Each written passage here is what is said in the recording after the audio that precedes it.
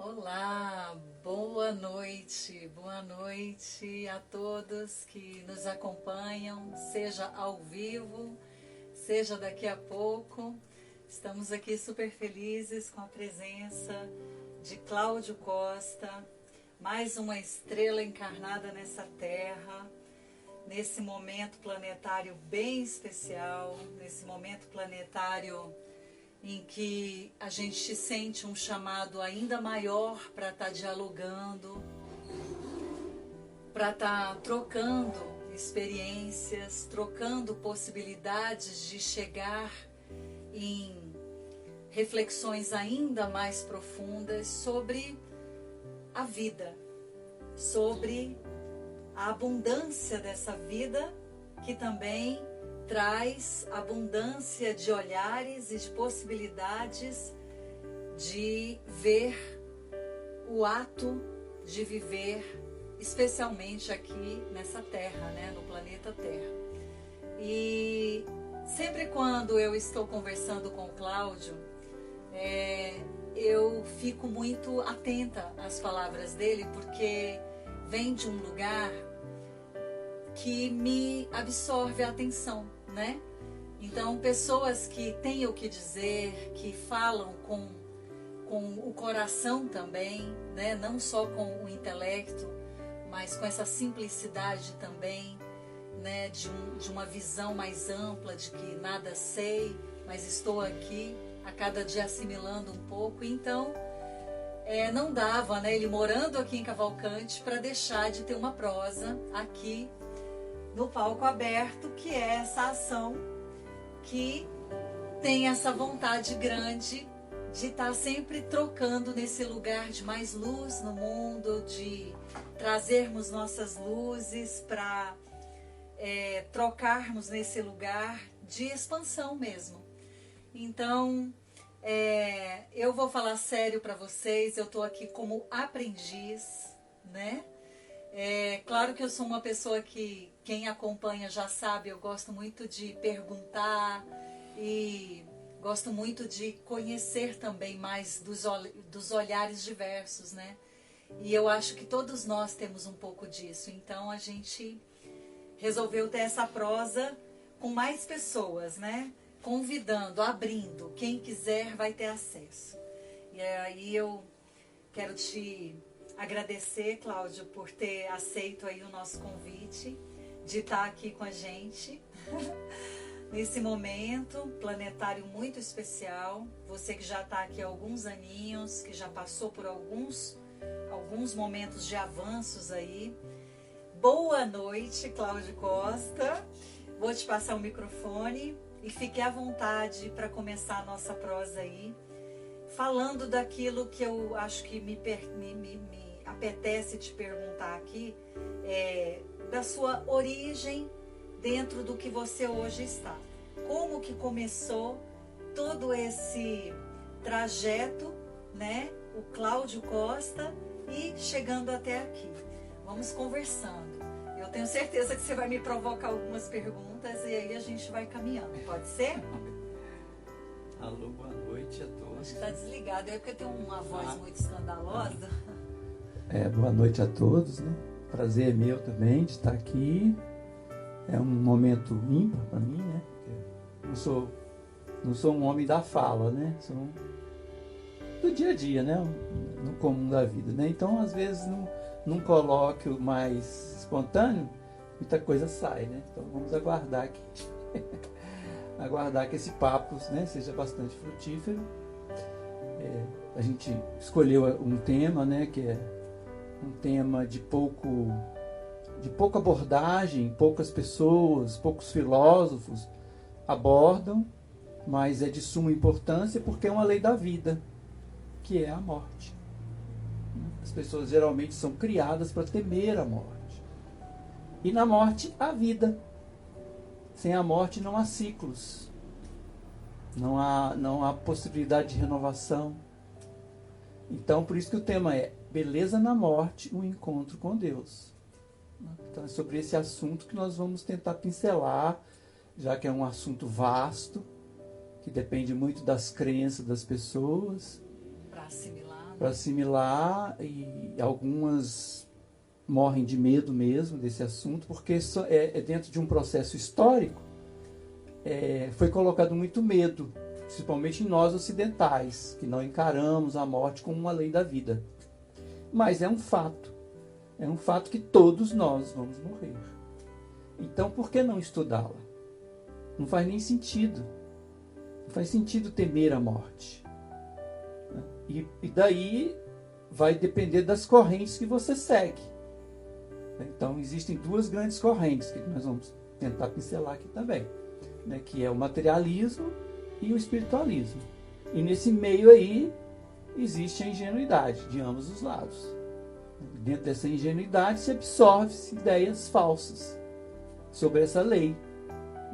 Ela existe no mundo material, seria a destruição. O sol vai morrer, a terra vai morrer. Morrer, entre aspas, vai ser destruída. Porque o universo, quem estuda um pouco do universo vai ver. Essa lei está presente a todo instante. Mudança total. Deus adora mudança. Só que a gente pode aprender com essas mudanças, porque cada mudança é o início de um ciclo. Assim como uma pessoa envelhece, né? E nesse ato de envelhecer, ela amadurece. E quando ela percebe esse ato de amadurecimento, ela começa a tecer pensamentos únicos em sua cabeça. Aí vem a pergunta: quem morre? O que morre? Se morre, morre o quê? Por que Deus gosta desse processo? Como a gente entra nisso tudo? O que eu aprendo com isso? Onde há beleza nisso? Então é sobre isso que a gente vai tentar tecer, né? É um tema sofisticado, mas é como olhar as estrelas durante o dia. Elas estão lá. Elas não aparecem à noite, como muitos acham. Não, elas estão lá. Durante o dia, né? Elas estão lá, elas não saem de lá. Só que a gente não vê por quê? Porque tem uma luz maior ofuscando as nossas visões. Mas aí vem o ato de conhecer. Quem conhece sabe que está lá. Por isso é necessário buscar o entendimento e não fugir dele. Porque no fugir a gente sofre. E ao conhecer a gente se liberta. A gente se abre. Ok. Então, a morte, nesse contexto que você está trazendo para a gente, ela, então, não é uma morte em si. Quando cai o corpo, porque eu também reflito muito a questão do corpo, né? Quando eu me deparei enterrando pessoas muito próximas, né, de dentro de casa, eu olhei para aquele corpo e eu percebi que a pessoa que animava aquele corpo não estava ali mais. Então eu olhava para o corpo com muito respeito, mas ele já estava disforme, né, totalmente ali, pronto para continuar, porque ele também não, né, no caso de quem escolhe não incinerar o corpo, não virar cinza, você leva aquele corpo para um ambiente que antigamente, inclusive, era a própria terra mesmo, né? Hoje tem várias formas de, né, conduzir o corpo, mas enfim, a ideia é de que ele volta para o pó, ele volta para a terra, né? Inclusive há uma exigência de 7 palmos no mínimo, né? Porque o nosso corpo, para ele decompor, é necessário que ele esteja bem fundo mesmo, né? Então tem toda uma ciência. Isso. Onde é que eu quero chegar? Assim, né? Dentro da sua provocação. A impressão que me dá é que tudo continua vivo, só que de forma diferente. Até o próprio corpo, ele passa para ser utilizado, para ser... ele vai para a terra e ali na terra ele oferece ele acessa um ambiente e há uma troca ali também, né? E aquele corpo que era animado, Cadê a animação dele? Cadê aquele ser que eu tanto amava e que agora eu trisco ali no caixão e não tá ali, não tá mais, não tem nada da pessoa ali, nada. Até o corpo, depois que a pessoa sai daquele corpo, né, fica tudo muito gelado, duro, estático, sem vida ali, aquela vida animada, né? Mas ali deve estar cheio de vida ainda, né? Das bactérias, né? Pronto para o processo continuar. Pode conversar um pouquinho sobre isso com a gente? Sim. O corpo em si, né, são bilhões de células, né? Milhares e milhares de células, e que a gente governa essas células. Então, para as células, nós somos deuses. Elas nos, né, simbolicamente, elas nos veriam como Deus, porque a gente é organizador desse processo. Então, quando a gente morre, na visão espiritualista, por isso que é importante a gente tecer um paralelo entre uma visão materialista e uma visão espiritualista. Na visão materialista, o que existe é o acaso, o nada, uma vez que o corpo padece o cérebro, padece a consciência, porque para eles a consciência surge do cérebro. Então o cérebro é o próprio Deus, porque é ele que governa, ele é que te faz pensar, ele é que te faz agir. Então quando você morre, que você é enterrado, você morre ali. A gente sabe, né? Eles também admitem, né? Quando o corpo morre, ele vai se decompor e ali vai dar alimentos para outras vidas. Porque na natureza está tudo encadeado e vida com vida, vida se organiza com vidas. Por exemplo, esse corpo é vida, porque ele é bilhões de células se organizando em órgãos, cérebro, né? Intestino, coração, né? Pele, tudo é vida, tá tudo. Se a gente tivesse uma visão mais ampliada, o que eu viria eu viria os serzinhos e você comandando esses serzinhos. Então, quando você morre, o que sobra? Então, há de questionar o que é a vida, o que é a morte. Quando você morre o quê? Na visão materialista, acabou o nada. Você atingiu o nada. Não há propósito na vida para os materialistas. Então, por mais que eles falem, não há propósito. Propósito não faz nem sentido você falar em caridade. Ou falar porque não há propósito, não há direção. Né? Para o espiritualista, não. Para o espiritualista, Deus está no comando. Então há um propósito maior. E qual que é esse propósito? Amar. E aonde a gente vive? Tá? Vamos ficar devagando, tal, mas existem estudiosos, existem pessoas que né, como Hipólito Leon Denisard, que é conhecido como Kardec, faz um estudo maravilhoso a respeito do assunto, que não tem nada a ver com religião, tem a ver com conhecimento. Os budistas trabalham bem essa questão. Né? Então a questão é, você tem que perder o medo, e tem filósofo, como Herculano Pires no Brasil, que já trabalhou essa questão. É perder esse medo e ir buscar quem sou eu. Eu sou esse amontoado de coisas, eu sou o chuchu que eu comi no almoço? Eu sou o resultado disso? Ou eu sou algo além? E se eu sou esse algo além, o que eu sou? Então, para o espiritualista, nós somos espírito. Quando o espírito está em uma outra dimensão, é questão de frequência, né? Ele, ao necessitar abaixar a frequência para estar fazer uma mistura e se relacionar, experimentar a densidade, ou faz isso em um planeta, e o universo, o que não falta é planeta, né? Por isso um grande sábio disse: há muitas moradas na casa de meu pai, e nós, né, acreditamos que há muitas moradas e há muitas formas de viver, e há muitos tipos de natureza. O homem vai descobrir essas questões, né? É só questão de tempo e de estudo. Então, quando o corpo padece, ele vai para a terra. É por isso que a gente diz, do pó ao pó. Essa é a parte material da vida. Mas quem anima essa parte material? A alma. E para não haver confusão, já que essa palavra ela gera muita confusão, porque depende das correntes de pensamento, Para nós, a alma é o espírito reencarnado.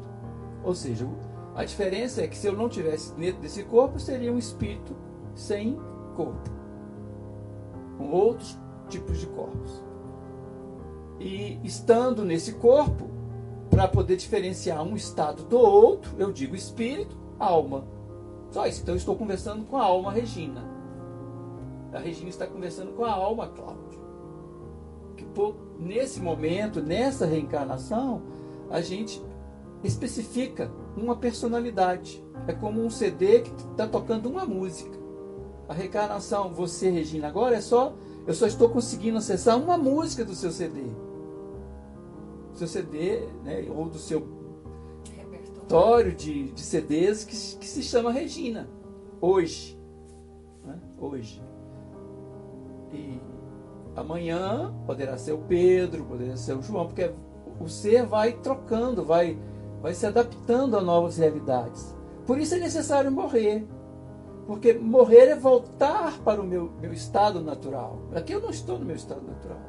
Eu estou num estado que eu necessito, por algum processo, né, de passar por essas experiências, para me aperfeiçoar e atingir algo maior, que é o amor. Essa lei maior da vida. Por isso a beleza na morte.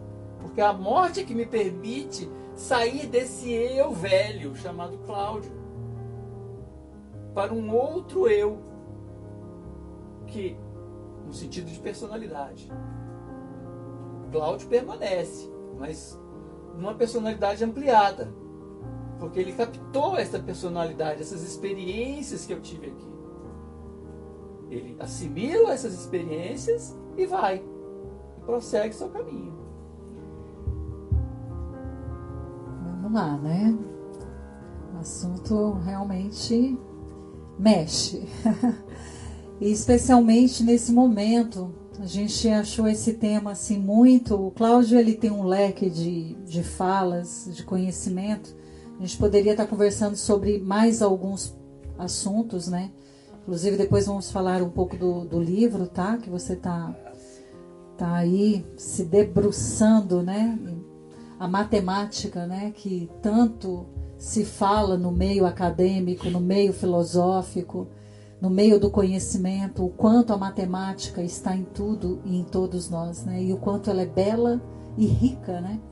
Mas esse momento que nós estamos com a pandemia pegando feio mesmo, né? Caindo corpos, né? Uma semana a pessoa está ali animada, daqui a semana que vem ela já está desencarnada, né?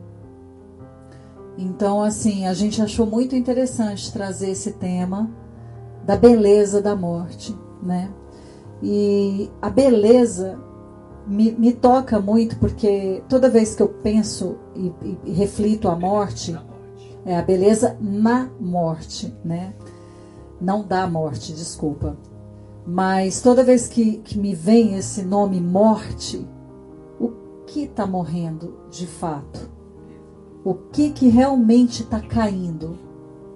O que tá nisso, né? Porque se tudo isso existe através de uma força que a gente, inclusive, está buscando conhecer, buscando acessar de alguma forma. Tem várias religiões, várias linhas espirituais aí se debruçando na vida. E sempre quando eu percebo, né, Cláudia, as linhas espirituais mais sérias, mais pacíficas, elas sempre têm como norma, como ato primordial, amar. Amor, amar. Né? Então o amor está sempre ali como, parece que uma coluna ali, firmando aquela experiência, né, religiosa, conforme a casa, né? Aí as doutrinas variam, como varia a interpretação da cabeça de cada um, né? E aí vai coincidindo, né? Uma pessoa acredita dessa forma e acaba que aglomeram pessoas ali que, né, ressoa e aí vai, né? Mas essa beleza na morte, ela também, ela pode ser alcançada como belo se existe em quem está vivenciando essa experiência o desapego, né? Para a gente poder falar da beleza na morte, tem que haver desapego? Inclusive, esse é um dos pontos para os budistas, né,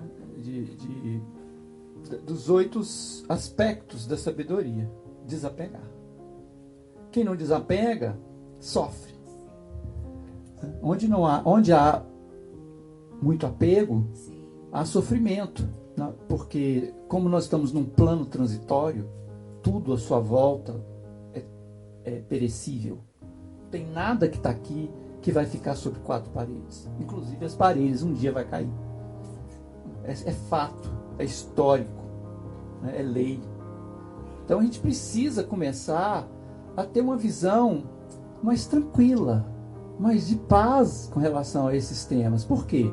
Porque os cultos que nós herdamos, dessa matriz que nós herdamos de opressão, né, de fazer você acreditar no nada, no acaso, de fazer você ficar preso a um lugar muito pequeno, diante de algo, é só olhar para o céu, a imensidão. Uma das grandiosidades que dá para perceber Deus é a imensidão. E se você estuda um pouquinho sobre essa imensidão e vê, né, as estrelas, vê os corpos celestiais, vê as leis, aí você vê a harmonia, mesmo dentro do caos. Né? Aí você vê que os processos caóticos são regidos por leis. Eles não são... aliás, a matemática, que consegue construir uma fórmula do acaso, veja bem, eu construí uma fórmula do acaso. Então, os matemáticos mais corretos, eles chamam pseudo-aleatório, pseudo-acaso. Por quê? Porque é regido por uma fórmula. Então, é regido por uma regra, por uma lei. Então, não há acaso. Mas alguns cismam, talvez porque isso dá notoriedade, porque ele sofreu na matriz passada dele, então tem um sofrimento, uma vingança interior no coração, ele não consegue ver a luz, essa luz de uma vida mais ampla, de densidades de consciência, de dimensões de consciência. Nós estamos numa certa dimensão, é como um rádio. Você bota um rádio aqui, você pega a estação, aí você muda o botãozinho, muda as estações.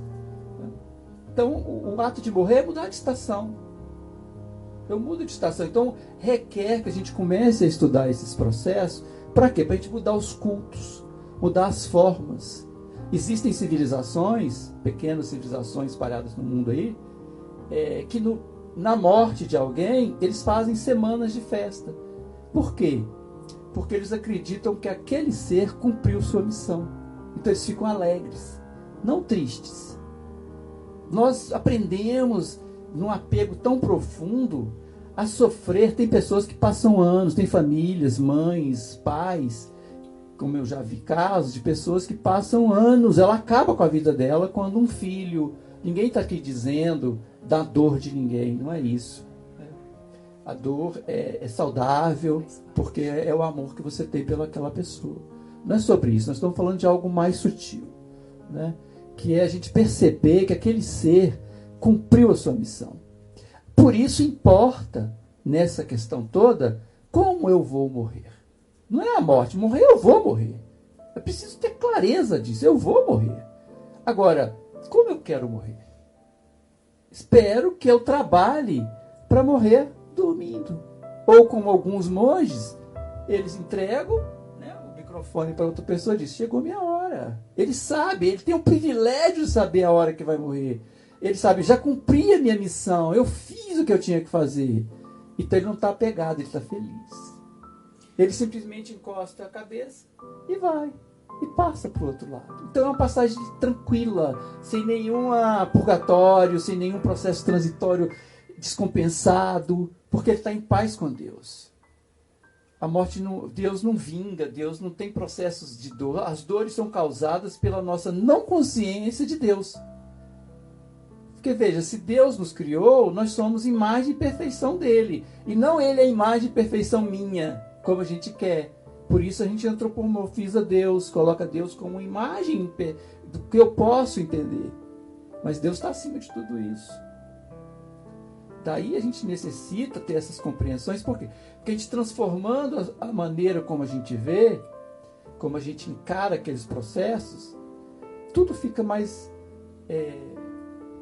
ao nosso redor fica mais leve, mais sutil, mais prazeroso no sentido maior da palavra, né?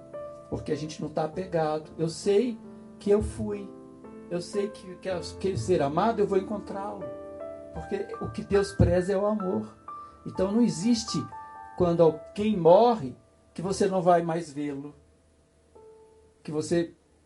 E, muito pelo contrário, é na posição de que você é nada, de que você vai morrer. Então aquele ser que você ama morrer, ele morreu. Você não vai encontrar mais ele. Acabou. O nada atingiu aquela pessoa. O acaso e o nada dominaram a vida e se foi. Por isso esse chororô todo. Esse chororô que eu digo de mimimi, não o choro que vem da saudade, o choro que vem do amor, do afeto, do carinho, da vontade de abraçar e não poder mais naqueles momentos. Não é isso. Mas é a consciência de que, meu filho, minha filha, fique na luz de Deus que nós vamos nos encontrar. Deixa eu... como a gente está falando aqui para pessoas de diversas formas de ver tudo isso que você está dizendo, e como a gente também está num momento em que muitas pessoas estão passando por isso, e é delicado demais, porque dependendo do que a pessoa crê ou não crê, ela se perde muito nisso, né? E é isso que você está falando, tem pessoas que destroem a vida na prática, né? Ainda encarnada, né?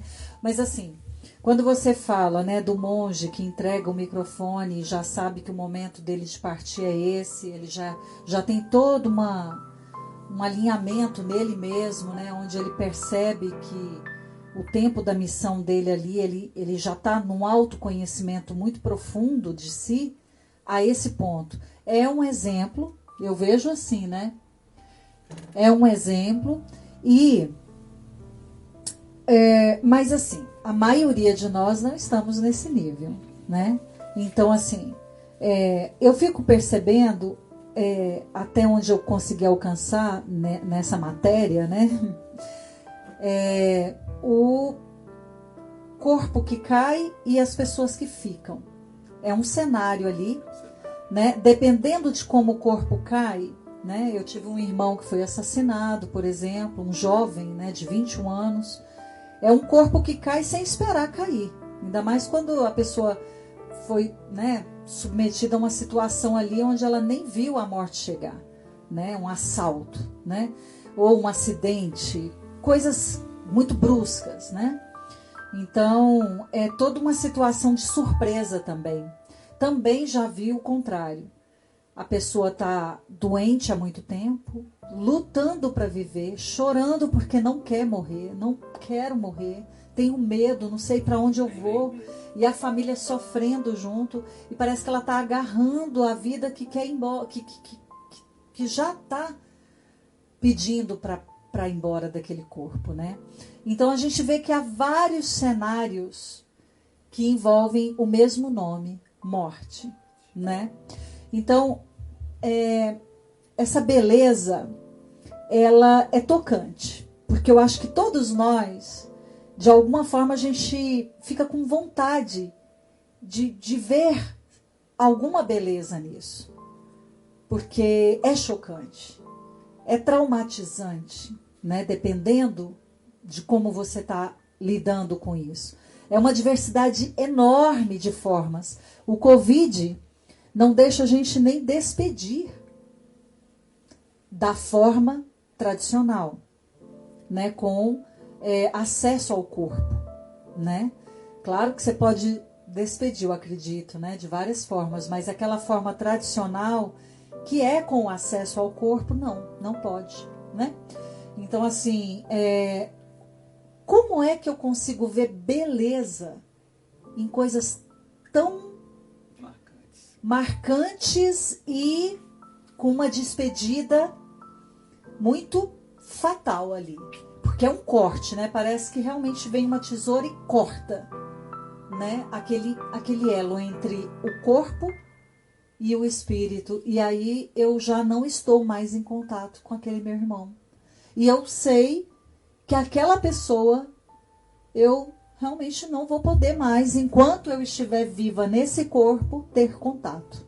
Onde há beleza em tudo isso? Essa é uma questão, são questões profundas, né? Justamente por quê? Porque ao não estudar, a gente não se importa com o como. O que você está falando é o como. Como eu morro? Como eu vou morrer? Nós não precisamos desses sofrimentos todos. Mas a gente passa por eles. Por quê? Porque falta ética, falta beleza na forma de viver. Né? Então, o que a gente precisa colocar é plantar e colher. É plantar e colher. A gente precisa plantar para colher outros comos.